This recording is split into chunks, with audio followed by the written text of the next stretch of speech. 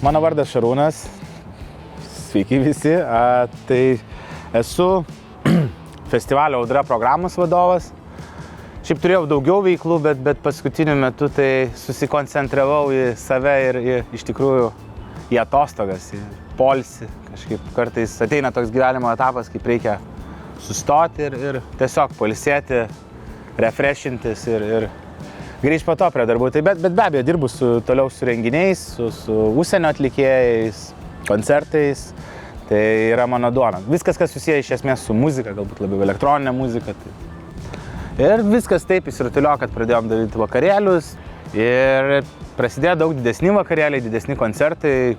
Alkis, kaip sakoma, didėjo valgant. Tai sugalvom, kad reikia daryti festivalį Audra, kuris būtų jaunimui ir ne tik jaunimui, iš tikrųjų būtų visam miestui, Kaunui, kažkoks naujas festivalis, naujas vėjo gūsis Kaunui.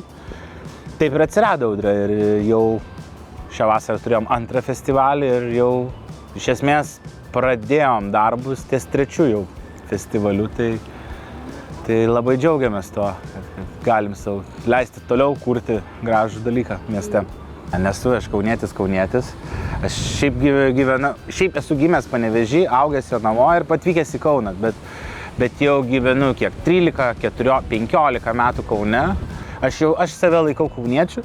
Aš labai džiaugiuosi, kad aš būtent tuo laiku atvykau į Kauną, kur mačiau tai ir pilka pakankamai, tas pilkas gatves, pakankamai tą tokį nuobodų gal kultūrinį gyvenimą ir dabar mes esam po kiek jau čia 15 metų.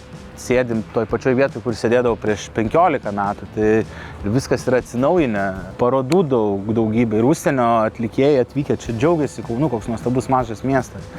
Jis yra mažesnis, tai neigu Vilnius, bet tai čia yra kaip turbūt daugumoje Europos miestų, kaip yra tarkim Amsterdamas sostinė, kur visi skuba, Rotterdamas toks labiau lokal žmonių miestas, tai Kaunas lygiai toks pat. Ir turi visokių niuansų, turi visokių spalvų, bet galbūt tas ir gražu Kaune. Kaip sakoma, Kaune kaip kine.